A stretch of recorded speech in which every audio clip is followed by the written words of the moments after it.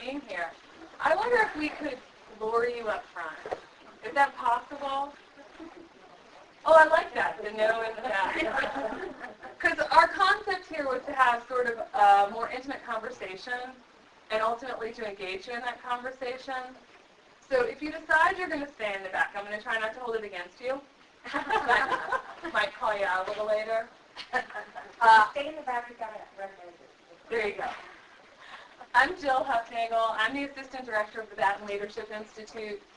It's part of Hollins University, a small all-women's liberal arts university in Roanoke, Virginia. And the idea behind our program, it started as a co-curricular program. It's now part of the academic curriculum, certificate bearing, drawing students from across the discipline, and built on a model where we use a clinical counseling paradigm to help our students develop leadership capacities.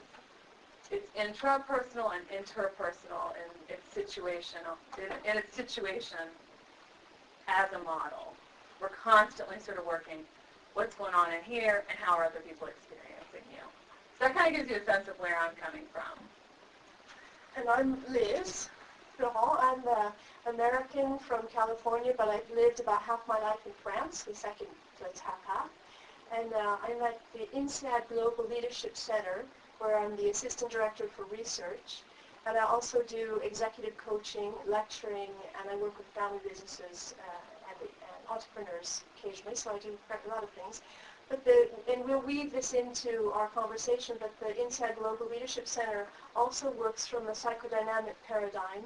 We're working at the level with MBA students and middle and also very senior top executives. So that's our approach to what we do in leadership development and leadership. And I'm Jen Brothers, and I work with Jill at the Baton Leadership Institute at Hollins University.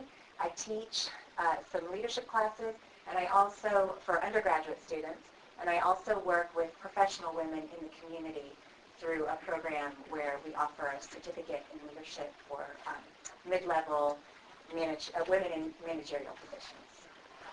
I am Konstantin Kortov. I'm from Berlin in Germany. I'm from European School of Management and Technology, where I'm Associate Professor of Leadership and Organizational Behavior, and also I'm a founder of the Center for Leadership Development Research at that school.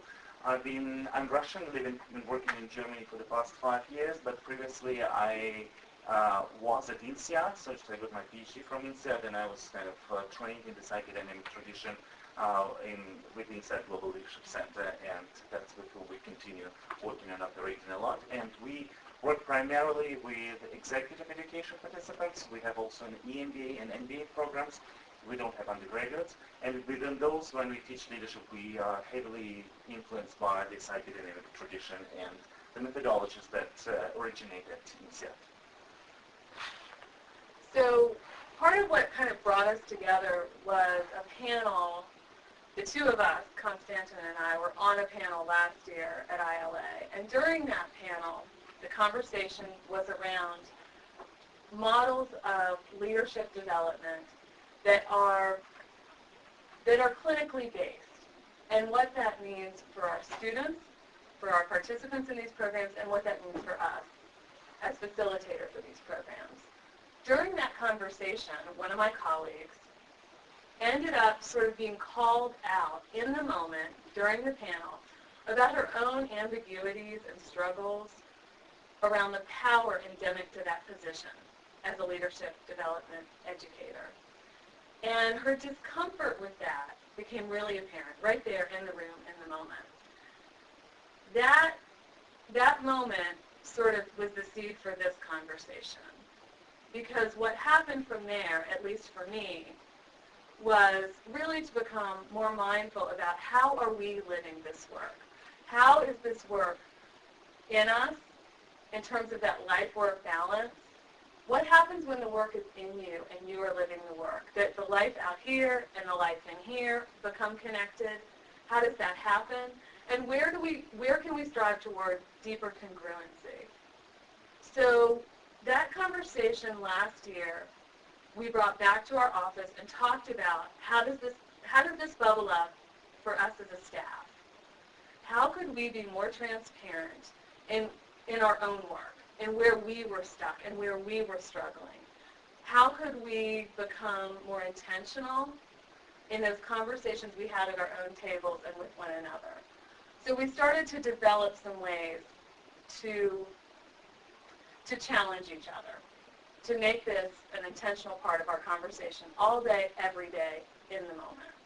And so this conversation, perhaps you all could speak to as well, what happened for you during ILA last year.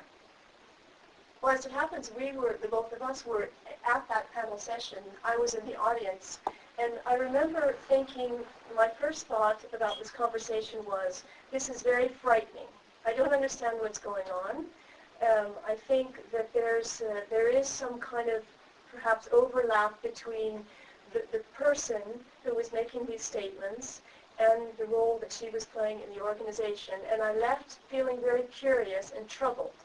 And since that's sort of our orientation to keep going, when you reach those kinds of points where you're confused and troubled, we wanted to come back and continue that conversation. At this point, maybe I could say a word about the psychodynamic approach, because as I've said to you, we won't talk too much about models and structures and frameworks and so on, but just to make sure we all in the room have a kind of a common understanding of what we mean by the psychodynamic approach. I want to be able to see hello to you back there too. So I work with Professor Manfred Ketzler-Breeze, who's brought this in, the clinical approach into organizations over the past decades, and has also been a legacy award winner for ILA. So you may have heard of some of his name and heard of some of his work. But basically, for us, or speaking for us, but I think it's probably true for you, you can argue back, but the clinical paradigm is really the foundation that underlies not only the work we do on ourselves, the way we interact within our own teams, our organization, but also the way we teach the executives and MBA students that we work for. And it's quite simple. There are basically 4 components, the way we see it, which are, first of all human behavior has a rational explanation. All human behavior has a rational explanation. So when this incident occurred last year, one of my first thoughts was, this is frightening me, so that's my reaction. What is the rationale behind this incident? It doesn't matter if it's this incident or another where you feel disturbed, but all human behavior, no matter how irrational it may seem, has a rational component to it, which you can get to. The second component, or the second element of the clinical paradigm, is that our unconscious or our subconscious plays a tremendous role in determining our behavior patterns and our actions. So again, if you don't understand why somebody's making the decisions they do, why they said what they've said, it's often possible to find an explanation for that at a deeper subconscious level. The third component is that our emotions have a powerful effect on our behavior. As much as we want to be, my husband is an engineer, a French engineer, and I'm from California, so there you go. I mean, talk about opposites attracting. But even for a French engineer, emotions will affect behavior.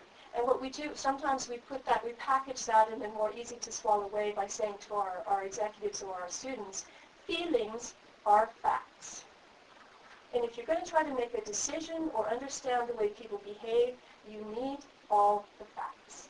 So that's the third component. Our emotions have a powerful effect on behavior. And the fourth is simply that similar behavior patterns in the present are often the outcome of relationships experienced in the past. So again, behavior patterns in the present are the outcome of relationships experienced in the past. And we wouldn't say it at this level to our students, but what we're talking about here are transference, countertransference, and the way these things are played out in the workplace, because our work stays pretty firmly within the domain of the workplace. But what we get to eventually is the idea that if you remind me of my aunt or my sister or something, that relationship in the past may color the way I interact with you. So that's pretty much the foundation framework. Anybody else want to add anything to that? So that's is there any questions on that before we go forward? Because that's kind of our framing construct for this conversation. All okay with that? Okay. Good. Well, so do you want to speak to your experience in the room? last year? Well, actually, I was part of this panel. It was an exciting panel, and most of the people I've met for the first time at that moment, just kind of personally, but I had known some of them by reputation or by their work, or having been in similar executive education programs before. But what was actually exciting and interesting for me, somebody who was agnostic to the system of all-female colleges and universities and what's happening in those programs and how leadership is taught there, was basically pretty exciting to learn about that. But my feeling after the discussion, and the discussion about actually how leadership is being taught towards students within that environment, I caught myself thinking, if I were a 24-year-old male, the way I am, basically but significantly younger, would I ever date or want to date one of the graduates of that university had I known what they had gone through in that program? And at that moment my feeling was probably not.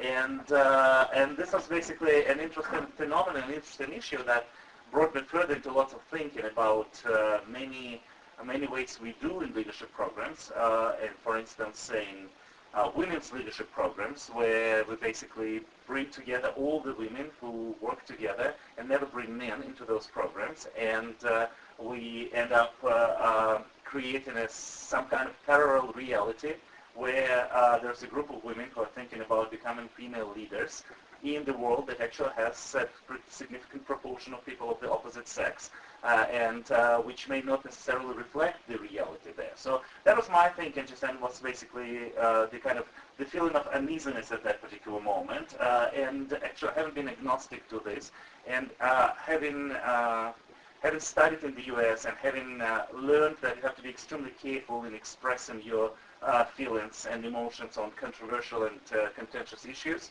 At that moment I decided to kind of shut up and not to discuss that. But I discussed that with Lise, who in a French context these discussions are much more open and different. And actually only this time we came back to this discussion this year, a year later. So this is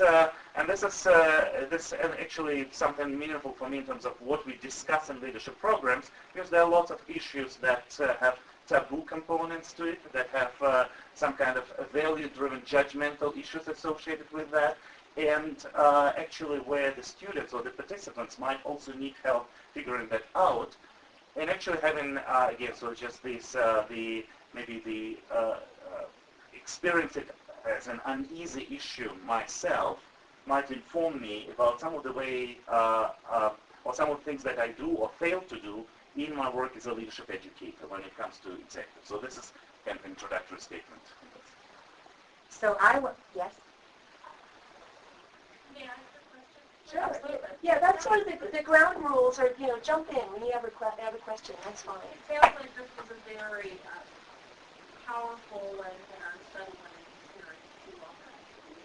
This is my first ILA, and so I'm new to the conference and new to the process, and I confess I don't really understand what we're talking about. And I'm wondering if there is a way to both protect and respect the privacy and the position of the people involved, while also helping to illuminate a little bit, which I think would help me to make more meaning of the conversation. And if I'm alone in that, I'm happy to take that offline. I'm so glad that you raised your hand, because I was kind of wondering about how much we could communicate and what you would be hearing. And certainly there is the desire to protect and not really go back to the incident as much as we could. I wasn't there, so maybe I could give you my perspective, and we'll see if that helps a little bit. I was not at the conference. I was kind of on the receiving side of my colleagues coming back. And so what I heard about the experience as they came back was, in the moment, while they were on the panel, one of my colleagues was called out, in a sense, by the commentator, the facilitator, and he spoke to what felt like he was calling her out about her use of power, and that she potentially, since I wasn't there, this is just what I got from it, that she had a moment of that wasn't really what she wanted to communicate. It wasn't the way she wanted to be seen. And then she had to figure out how to, on that panel, recover from that in a sense. Does that make sense? The conversation was really around power. And she was talking about how do we facilitate this work with our students. And what we do is we go out and we prepare them to do battle, was sort of where she was coming from. She came to this with a real intensity. The commentator turned to her and said, you do realize you have a tremendous amount of power in influencing the lives of these young women at this developmental moment in their lives. And her body language and her response to that was to turn from that power. And her naivete around the power that she held really spoke to her own stuff coming up. Her own struggle with power, her own deference to power, and a place that she had not done the work she needed to do internally. So that's what happened in that moment with a commentator who had a lot of power. So that's what sort of forced this up. And so her physical body language, she sort of turned from it. She became, in that moment, she went back. And so to go back to Liz's conversation and her framework for this, about how this current behavior and our experience of relational roles now speaks to those historical relational roles, those two just smacked each other. Does this make a little more sense? And let me maybe one comment, and then we'll call you from a process point of view, maybe we can explain to look from the balcony, as we say. What we want to do here and now in this room is show you how, as coaches and trainers and leaders, we start from our own position. I felt frightened, you felt confused, you felt uncomfortable. We're bringing our true emotions to this, to show you in a sort of a fishbowl sense how we worked through this uncomfortable moment. That's the point of the discussion. It's not really, the point really here is not what happened like last year. The point is we consider ourselves to be the tools to understand what happened.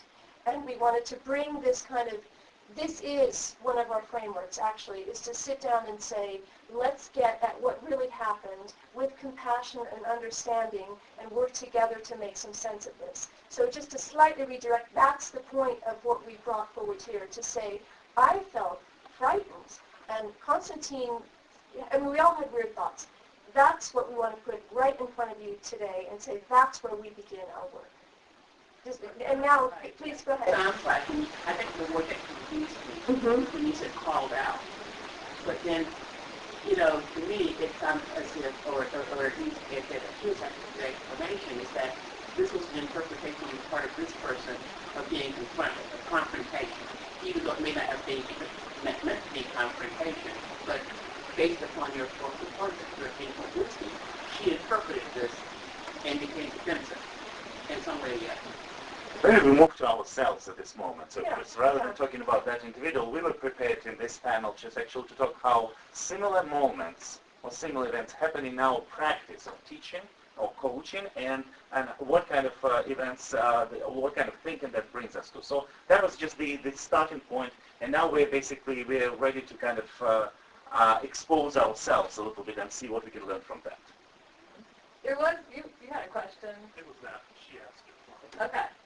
So is everybody with us at this point now?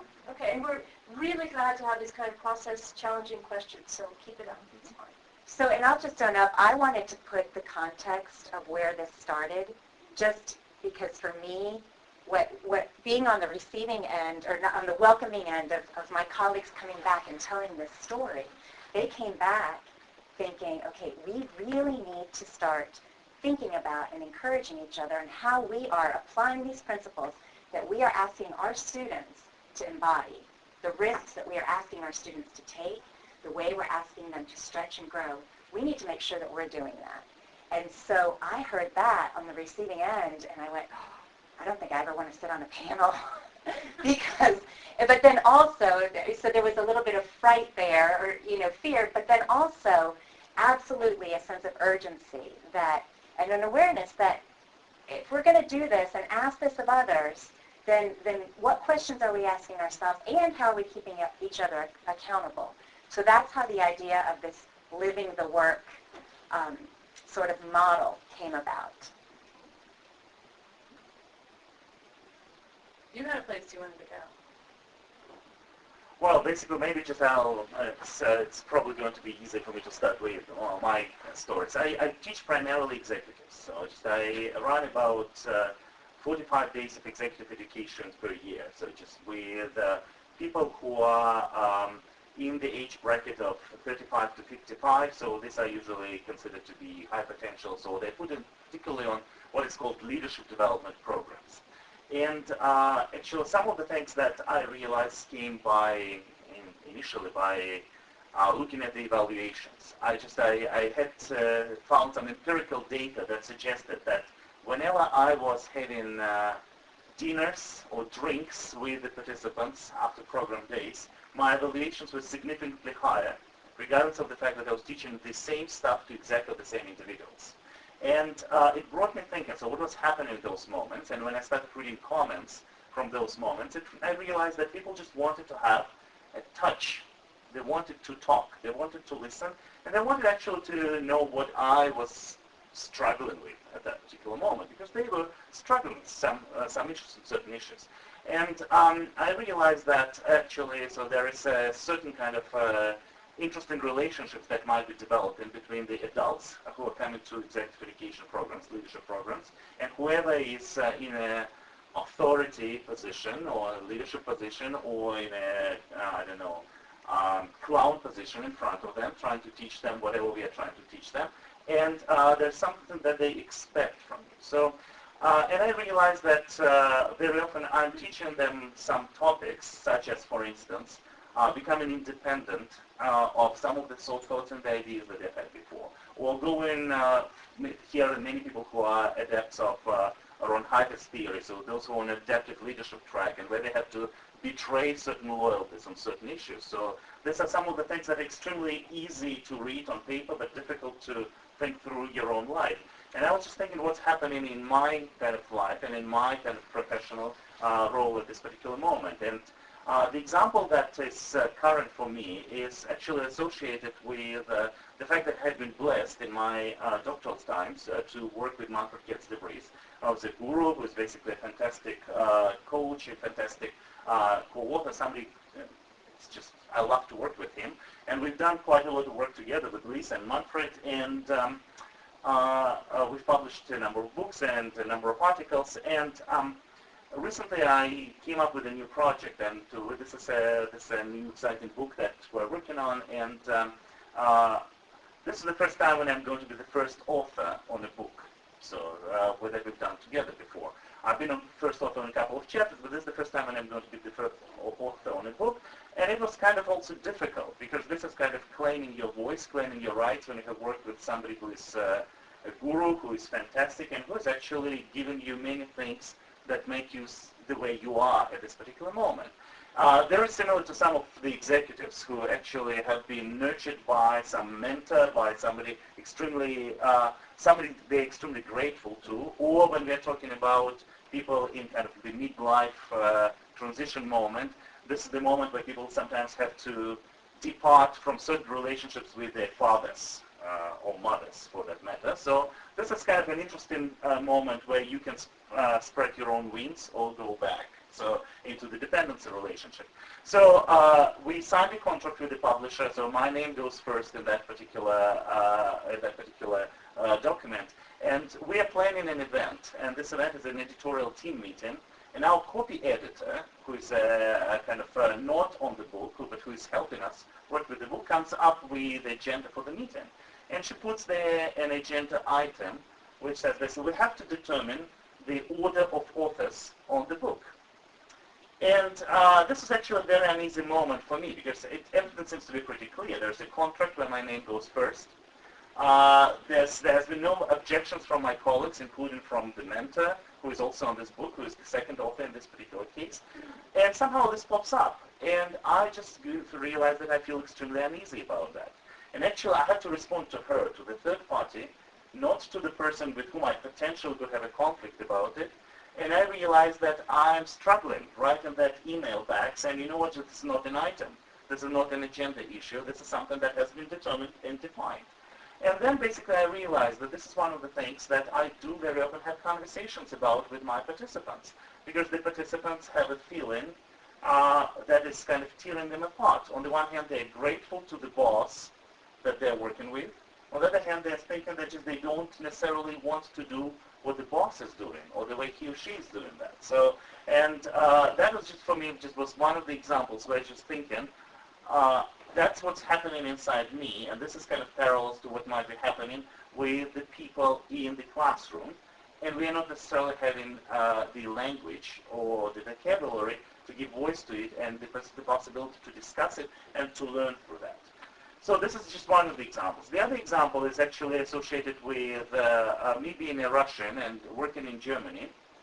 And this is a very interesting, again, phenomenon, because on the one hand, basically, the Russians still considering themselves to be victims after the World War II, with the invasion of Germany there. But at the same time, the Russians were also aggressors who came into Germany at the end of World War II and who basically had caused some trouble for a significant period of time there. So, and quite a lot of my audiences are Germans, and it's actually another important issue that we have to discuss and talk about. So think about a manager who works into the organization, and he or she, on the one hand, sacks a significant number of people.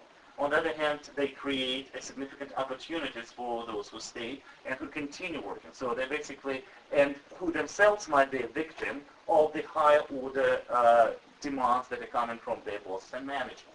So these are some of the issues that, from the clinical paradigm, informed me about some of my own anxieties, and basically some of the things that are actually happening within different content with some of the participants there. So this would be kind of my example of just basically how I'm being informed by my own feelings, anxieties, questions, hopes, fears, and how that is giving me a lot of thoughts about what I put into a program, what I put into leadership development discussions, where there's a significant element related to authenticity and talking about self. Thomas. Yeah, if I might say, if I picked up correctly from all of you, and that resonates with me also quite a bit. There are occasions when we teach, when we work with groups and so, when we go through feelings, through things that we perceive, fear, whatever, and also good feelings, positive feelings, and how much do we make use of it, and how much do we let ourselves living the work, using ourselves as an instrument, if I might say. And I think it lives pretty much, and I think if I understood the workshop here, it lived pretty much with a situation that we all lived, like examples, narratives. It just resonates with me like something that happened to me. And I pretty much agree, Konstantin, whenever we let ourselves in, you use the example of, well, when you dine with your participants, you get better ratings. Some might call it collusion. Some might say, yes, they could feel, touch the real Konstantin. And so you became not the professor somewhere as a figure, but you became a real person. So where we position ourselves. On a recent program, I sort of tried to involve some of my colleagues. I had an introduction session, and then the next day there was interactive and there was coaching session. So I brought some of my colleagues the night before and thought like, well, why don't we do a little demonstration in what we want to do the next day. So we run through in the preparation of it, we run through a lot of preparation and try to how to structure that. And at the end, almost like 15 minutes before to go in, one of my colleagues said, you know what, I cannot do it because I will lose authority in the eyes of the group that I have to do the next day. So I was faced as being the director in that situation. What do I do? There's a conflict of things. After 2 hours of preparation and playing and role-playing and here and forward and backward, I felt, well, the higher value is that my team is on the page. So I said, fair enough. I skipped my initial idea and try to recap and do a different way because I cannot involve them in the session if they're not happy with it. So my question, and by sharing that experience, my question was a little bit like, I think very often there's this fear in us of saying, what if we lose really authority when we show ourselves as vulnerable, as having feelings, as not being the strong professor or so. And I feel like that's pretty much, well, I looked in myself. That's also sometimes what goes through, like, well, we try to run a certain session and not showing these funny feelings, and that's pretty much like what happened to you probably last year as well. We're not allowed to say that because no. But whenever we do it, I think it's a very powerful exercise. And from my experience, probably it is well perceived. So my question was perhaps to the audience more than to just you, that is it something that you also sometimes experience, this sort of fear of losing control, fear of losing your authority in the eyes of the people we run our programs with?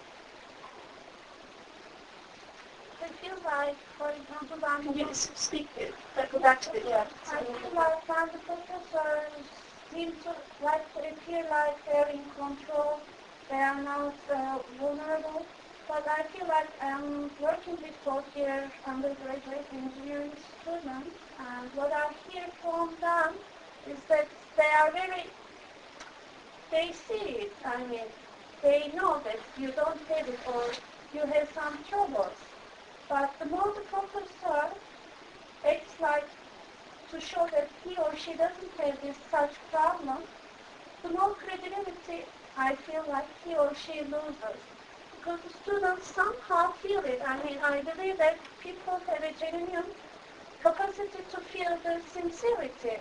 That's why when Dr. Korotov had a dinner or drink with his participants, maybe they thought that they were taken care of. Maybe he was genuinely interested in them realize beyond the classroom or beyond the training. And I wonder, I have one question that I am troubling. I have troubles lately, and I would like to have the point of view of all the others here. When we are speaking about leadership development, I am very concerned about how do we do it and the participants, but I wonder how you do it as a teacher when you give leadership classes. I haven't started doing it, but as I want to do it, now all the questions are coming to my mind, and I want to know how you are becoming sure that you are not projecting your ideal perception of leadership or your leadership style, your own style, to the students. I mean, for example, I realize I am from an engineering department, and I was reading the learning journals of the students, and theoretically they should be writing about their feelings, emotions, what they felt, what they did. And the number of times that I could detect any emotional feeling was very low. Then I turned back to my conversations with my supervisors to remember a time that I was able to say, I am frustrated now, or I feel something. It never happened. We were speaking about the facts. And I don't recall them telling me any of their emotions. And the person that I am more in contact is the one who I can speak about the emotions because I feel comfortable to speak about. I know I posed a lot of questions here, but for me, I would like to hear very much how you approach your way of coaching or your leadership and how you adjust all these things. And I wonder, and I know that you have very great opportunities and experiences in that, and with this psychodynamic approach, I know that I can learn a lot from your experience. Maybe some other stories are going to reflect on I just wonder if maybe there's somebody in the audience who'd like to reflect on that a bit? Yeah, go ahead. I teach nursing students, and most of them are from Korea, actually, and I teach nursing leadership. And I also teach American students and students from foreign, from other countries as well. But I am one that is not afraid to put myself out there in all of my previous mistakes, because I am very confident in who I am this moment. And I think there's this really, I think it is actually a skill that needs to be developed, to be able to put yourself out there, reveal your vulnerabilities and your errors from the past, and maybe that even yesterday. But I think too, losing the authority, I can't lose the authority. I am still the professor there. I have earned where I am now, and that confidence must prevail. And if there will be some people that maybe say, oh, she made such a mistake in her life, in her nursing life. If they want to lose a person like me, a good mentoring person, somebody that is, because I shared a story or because I shared an experience, then, you know what, I might lose some along the way. I'm sorry about that, but I will still continue. I think that there's just so much strength in our own personal testimonials, our own personal stories, and it made me who I am now. Leadership is a process, and if anybody thinks that there's without mistakes, then that's really false. That's just not authentic. Sir? I think there's a modeling component to leadership, coaching and leadership development and leadership scholarship that may be a new paradigm we're introducing a new paradigm of modeling behavior in our scholastic endeavors that may not be evident in other endeavors. I think, so what we're talking about is being authentic. Exactly. As we impart knowledge or express ideas or stimulate learning in other people. And I think that where in other disciplines the academicians are grounded in some sort of empirical structure that they adhere to. I think the leadership scholars that I've gained the most from, or the coaches that I've gained from, are more grounded in who they are. Mm-hmm. And it's wild. And so what they do is an authentic expression of who they are through leadership. And so in the academic context, it's wildly countercultural. Use of self becomes really about how do we navigate the relationship that we have with our students? How do we leverage that relationship? I mean, if I'm going to ask my students to become curious, to become incompetent, then they've got to see me go first. They've got to see me navigate that while having the authority in the room, while being the person who's giving the grade. And so one piece of what we're constantly trying to do is put that relationship on the table. What is your relationship with me? How is that going to play out? And yet the grade hangs in the balance. And so for students, a lot of times there is great reticence around how will I negotiate a relationship that I don't understand. And so using that kind of theory about how do we become curious around ourselves, how are we constantly sitting with ambiguity, and inviting our students to do the same has to start with ourselves. So, identifying our work and bringing it to them, here's what I'm working on right now.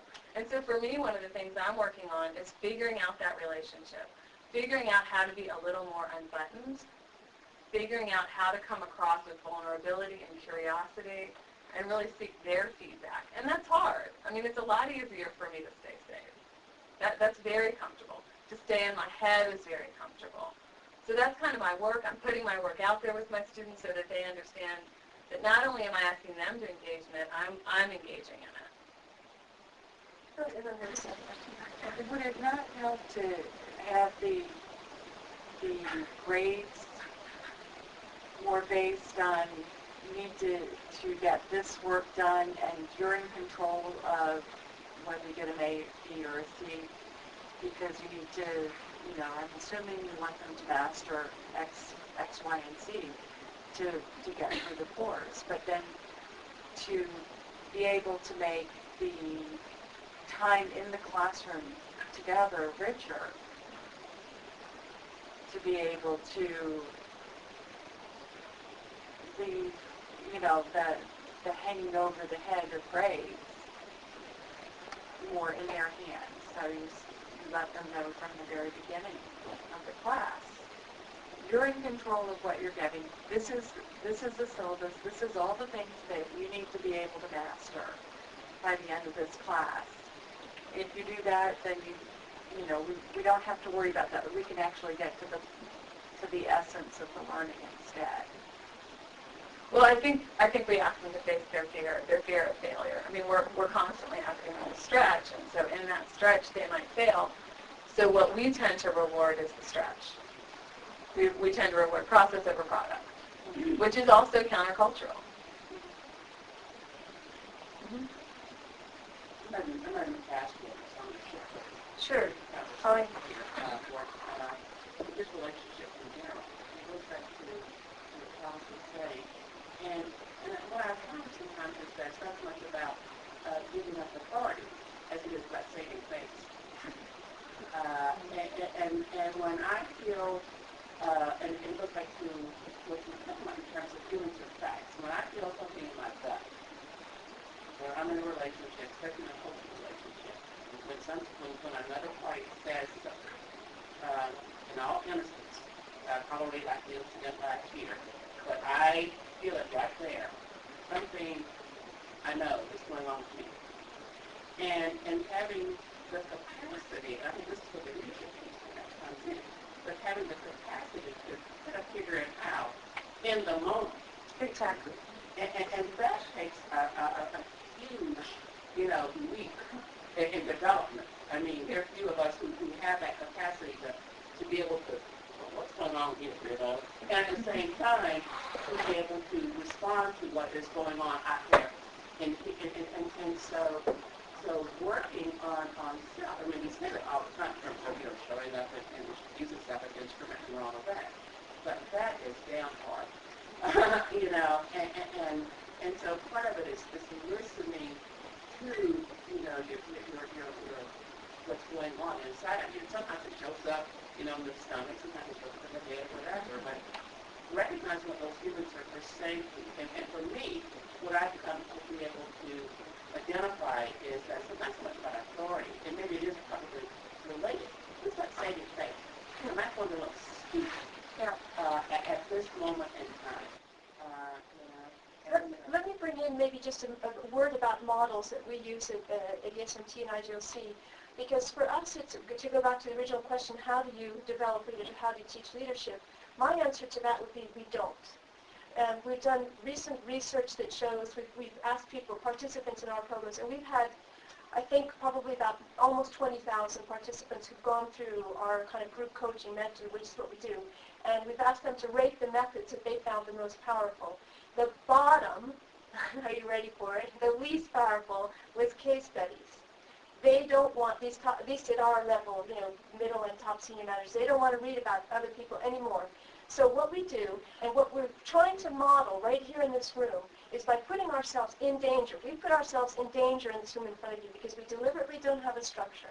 So we say, we're trying to show, we can take the questions you have. If you think we're crazy, it's okay to say so. We are creating a safe space. That's what we do in leadership development. We create, with a facilitator or a coach or teacher, we bring in 5 or 6 top executives into a safe space that we model as being a safe space. And then we say, tell your stories to each other. Learn vicariously from each other. Identify the points that you need to work on to develop as a leader, and you be my learning partner. We're going to be in touch over the next couple months. So I'll take responsibility. In my view, you're not teaching leadership, you're creating a space where very capable people who know more about leadership than I do can learn from each other. I just hold them together. And I say, if you're frightened, I've told you my story about being frightened.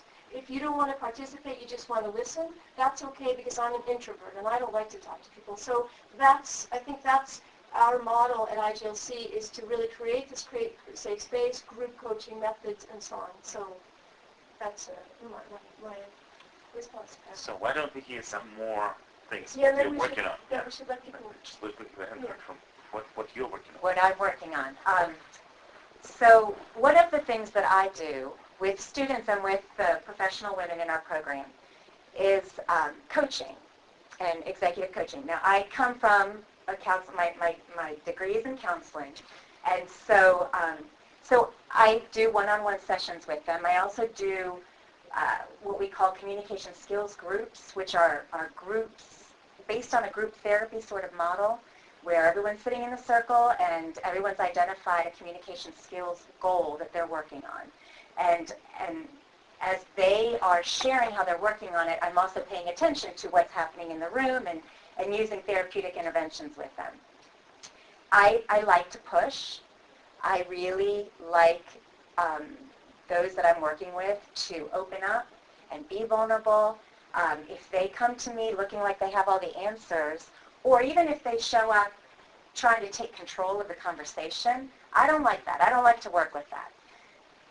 I have put myself in a position where I have a supervisor that I'm working with. She's my coach, and she's my boss. So so it's not like I've chosen somebody that's outside of my everyday environment. I see her every day, and once a week I meet with her, and I open myself up for reflection with her, and for her to help me figure out how I can grow and how I can stretch. As I got into this process with her, I quickly realized that I was running the conversations. I was controlling the conversation. I was getting in there and not allowing for silence to creep in, that I was really kind of almost like I was treading this water and I didn't want to go deep. Not because as a counselor, I completely believe in this sort of reflection and doing it with another person, but because she's my boss, and because, it was a little too close for comfort. Did I want to be that vulnerable with her? And I realized this is what I ask my students to do with me, and this is what I ask these women to do with me. And so I had to stop. I had to admit to her what I was doing. And, I didn't know if she realized it or not. And I had to learn to really sit with silence and go into that time with her and not try to take control of the conversation, to allow her to direct it more, to pay attention to when I started to feel we're talking about these emotions bubbling up. I started to see that as welcome that sense of my emotions starting to bubble up as a sign of my edge. This is how far I'm comfortable. And on the other side of that, I'm not comfortable anymore. And instead of trying to avoid that edge, I began to welcome it and welcome those feelings as a clue to me that if I just take a little step further, I'm going to grow. What's resulted out of that, a lot of self-reflection for me, but what's come out of that, and something that Jill has spoken to me about, is noticing that not just when we're in that supervision, when I'm behind closed doors with my boss, but when we sit down together as a staff, that our conversations are different now too as a staff. And there is authenticity and a vulnerability that wasn't there before, or it's just maximized at this point. And we can sit around and have some pretty raw conversations as a staff. No, we are not beating each other up. We are not. Nobody's. It's not that sort of a painful experience, but much more authentic. And what feels like a new place to go in our conversations. And in fact, just the other day, we were sitting with the founding director of our program, who has not been with us for a while, and she was listening to a conversation we were having after we participated in the Immunity to Change pre-con. We had all shown up together with our maps, and we were talking about and really helping each other try to figure out how we were going to implement changes in our lives. And she just sat there and she said, "You do realize that people don't have conversations like this in general." She said, "This is a really intense intense and different way of speaking. And to hear somebody from the outside looking in going, wow, there's something different now that's taking place, for me was really, it was good to hear. So questions about that? That's what I'm working on. That's the work that I am pushing myself towards. So again, what we've been trying to model is just how we bring our own self into our work and so on. And what we wanted to do was to now let you have a chance to talk amongst yourselves about these same kind of issues. The question that we thought that you maybe could discuss in groups of 5 or 6 or so is basically, what is in your lives, do you see an overlap between your professional work and your personal beliefs, your feelings, your emotions, how you bring your emotions into your professional work or don't bring them? And are you satisfied with the overlap between your personal and professional life or the areas that you'd like to develop? Is that something that you would like to grasp in a small group, to work with some people around you so you can start to generate the conversations yourself? So basically, what we're asking you, if that's clear enough, is to sort of, if you feel comfortable, kind of launch into these sort of stories, or maybe you have questions or concerns for the colleagues around you about how you bring yourself or don't bring yourself into your work as teachers and coaches. Is that okay and clear? Is everybody happy with that? We thought we'd give you, what time is it? 15 minutes? And, just maybe kind of turn your chair around, and we'll come around. Just to, because I hear 2 or 3 questions. Would you mind just to repeat? So again, what we wanted to do was to sort of model what we've told some stories and some difficult moments and so on. If you have similar difficult moments or stories that illustrate the way your personal life and your professional life sort of overlap, or the way, to put it in more psychodynamic terms, the way your inner world interacts with your professional world. Do you have concerns that arise from that, questions, the things you'd like to discuss with people around you? Is that clear enough? Where did you hear the questions? Yeah. Basically, the overlap. Personal, professional, inner, external, concerns. I wonder if it might be helpful to say, what are you meaningfully working on right now in your life that hits life and work? What is that work that you are doing? Where are you working your edge? Where are you stretching? And so looking at this stuff shows up in my life everywhere, and here's the place that I'm working. So for me, mine is working on being more vulnerable, of not sort of trying to save face. Does that help the conversation to start? So identifying a place that you're working, identifying a place you're not working, perhaps, but know you ought to be. We'll come around individually to your groups if you want. And Thomas Halvig is another colleague, a program director of ours from INSEAD, so he can also either join in or... All right, we would suggest that it's time for us to wrap it up and move to the next part of our joint conversation. So we really want to hear from you and hear what emerged as you were having these conversations. But before we get into the what emerged, I'd like to know a little bit about what the process was like to even turn, and so we said, talk about what you're working on. Go. And there was some ambiguity around that, and there was some confusion. And so, what did it feel like to enter into that process? It made it easier for me because I'm more comfortable in small groups. So it's like, okay, I can do this in a small group, but ask me to talk to a large group, I always feel myself going back a little bit from that. So it's kind of that's a balance that I work with a lot. So I was happy to get into small groups. And I wanted to talk about it. I don't want to talk the whole room about it. And here you shared it with the whole room after that. That's great. But that's a safe thing to share. I hate ambiguity, and the unknown is an uncomfortable feeling. So usually when I find myself in that position, if nobody fixes it, I'll fix it myself. So usually one of the there's a lot of indicators of leadership, behaviors of leadership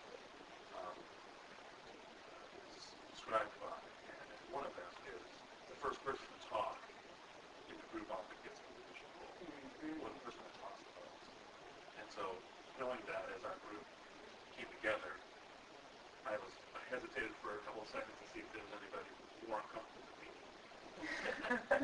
Okay, so I was the first one to start speaking, kind of, and did a little Q&A with folks, try to move the discussion along. You took some control, yeah. Anytime I can dump my issues on somebody else, I feel good. That's great. So I feel good. I feel fine. You were the first to ask and you were the first to answer. Mm-hmm. Yeah. I love that you had said you kind of waited a couple seconds to see, is anybody more uncomfortable than me? And, oh, no, I think I'm the most uncomfortable. I'm going to go in here. Well, I should point out that there are a few people who were so uncomfortable they left. And that's also something we can sort of mull over, because the comments outside, which are perfectly valid, was that we didn't give enough tips and tricks and tools and so on, which is fine, that's what they were looking for. But of course, at our level, we're also saying to ourselves, to what extent are people uncomfortable with this kind of sharing of concerns and so on. So who else? What was it like for you?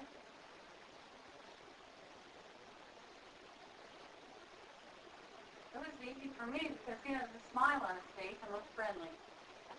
And then we turned around and you looked friendly too. So if nobody looked threatening, just let's start talking. Okay, that helps the smile. I want to know why I was scrutinized. Okay, good. Well, I had a reaction, and maybe a little bit different, I'm not sure, but I thought about there's a lot of people that have pain. Almost all of us have pain. I think it varies, and it goes in degrees, Right now is a pretty happy time in my career, in my life, and I'm happy, but I felt the pain, and if I put that in the workplace, there's a lot of people in pain, even if they may not let you know. And pain hurts. Mm-hmm. Sure.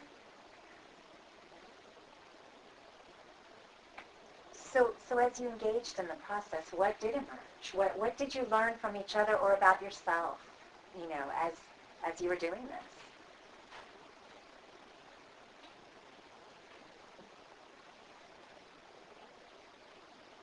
I got some validation that my core character and values were, again, a better place to retreat because we're solid and we're good, and that's the character we want to employ. So that feels good to me. Yeah. So something you're working on is trying to figure out. Yeah, what I shared is that I was working in a situation that I was challenged with being professional and not bringing some of myself, like this emotional or reactionary victim type of feelings in the workplace.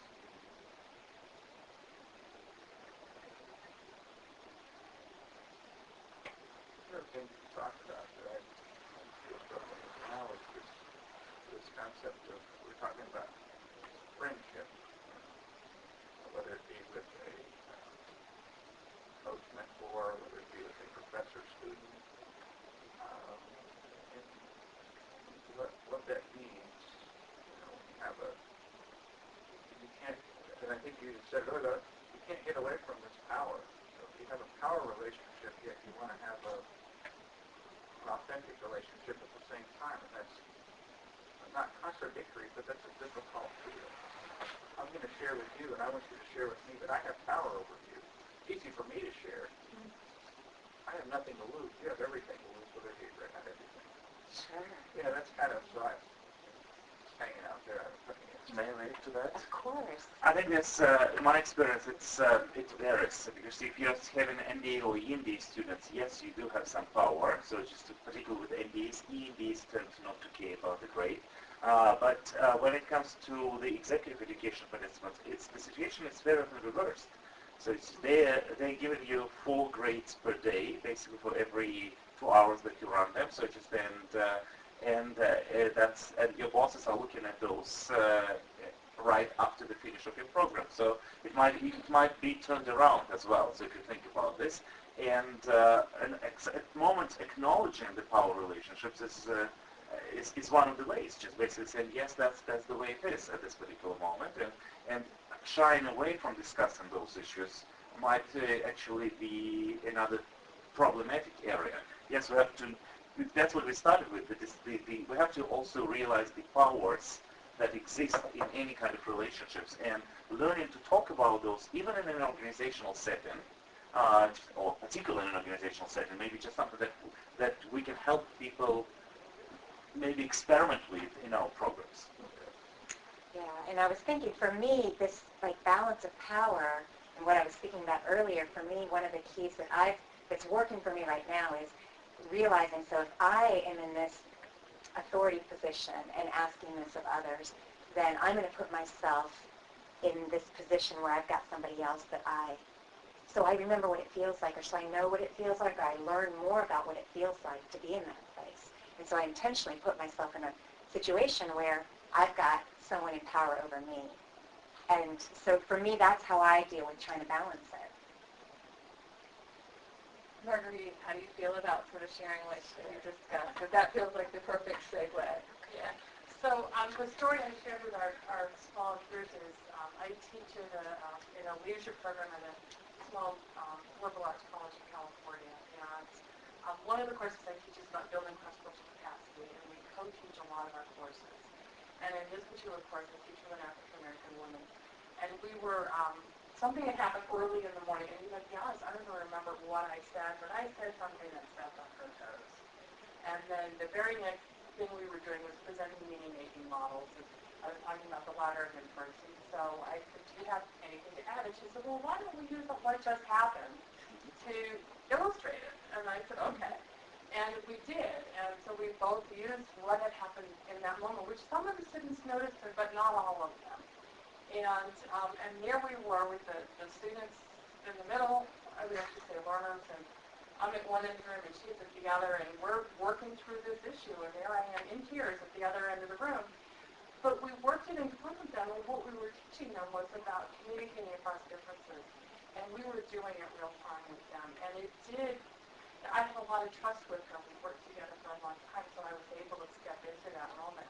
But I still have that, I still always had that moment. Like I felt that little moment of hesitation when she said, why don't we use what happened? And I knew I couldn't say no, and I knew I didn't want to say yes, but I knew I had to say yes. And I knew it would be okay, because I know she has my back and I have hers. But so it's the relationship that I have with her that enabled me to do that. And I think that's what came up in our small group also, is the leadership is that relationship. And so how do I nurture those relationships? And what is it in that relationship that gives me the comfort to be more vulnerable? And so that's kind of, so my issue is about paying attention to my relationships and how am I nurturing them to allow that space to happen. So that was the story I shared, and Bill happened to share it. So could you share that with the large group? So now you all know how comfortable I am in large group. Good, that's my story. Yeah, if you. Well, maybe just this moment, this time for my role that was originally assigned to me by the group to be a commentator, and then they seduced me into being a participant and sharing some of my own stories. So that's a gift. If you think about it, what's happening, and I couldn't resist the seduction. So let's put it that way. So I felt good about it. But some comments. Seduction in the European sense. In the European sense. Yeah, right. Exactly. Yeah, right. So some of the connections with the rest of the conference, and maybe some of the sort of thought-provoking ideas. Just a question: how do you call somebody who teaches history? Who he or she is by profession? Historian. Who teaches economics? Economist. Who teaches leadership?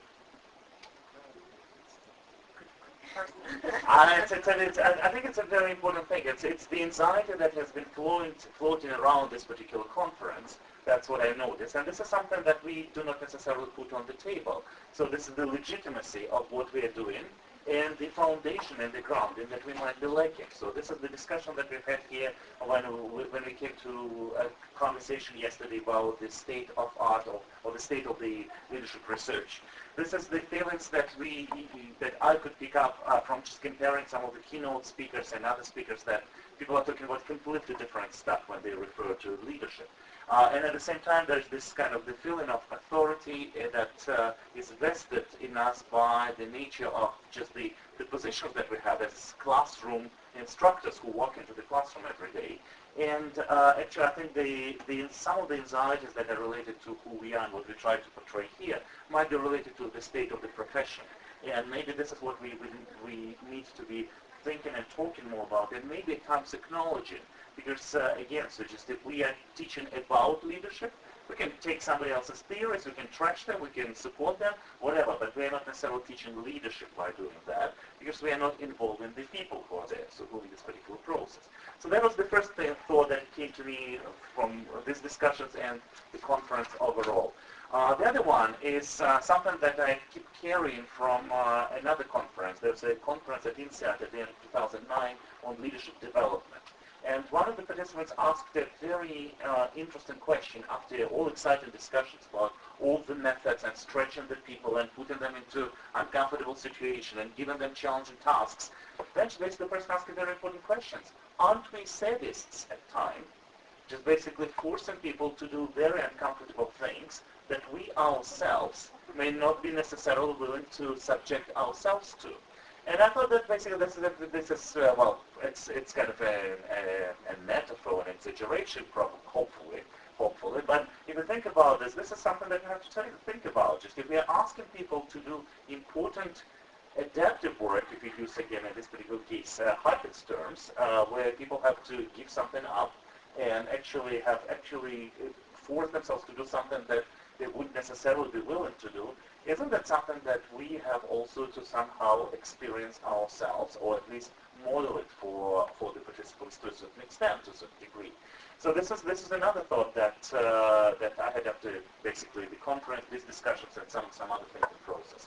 And overall, basically, what's the role of the faculty in leadership development beyond just pure transmission of knowledge that people can find in other sources, and it's in creating an atmosphere, an environment where people can again learn in a safe enough but a frustrating enough mode. So how do we create a good enough caretaker approach where we make it okay for people, where we hold the environment, but at the same time just basically somehow create the positions where they stretch themselves a little bit. So this are some of the things where again, so just the issues of how we teach leadership comes up. So and who is the subject of our investigation with the students in the classroom, with the participants in the classroom, and how we deal with the tremendous responsibility that we put on the shoulders of the participants and on ourselves. So just it's every time just I'm thinking if I give somebody a grade in a leadership class and they get an A, I'm thinking, what's going to happen 20 years from now? What if they found to be a crook? What if somebody just goes back into the school records and find out that I was the teacher of leadership, so I taught this individual leadership? So it's a very interesting question. So I think we should probably go and look at the grades of some of the people who are considered to be crooks recently. Look at the business schools records and see who the teacher was, who the professor was. So this is. Or is that a legitimate question at all? Again, so maybe it's not the question to the professor. Maybe it's the question to the way we teach leadership, and what is our role in this whole process. So these are some of my comments that somehow link to other themes that I've heard at this particular conference, and I think that what it feels like the conference is starting to put some of these issues from the taboo areas to something that may be worth looking at.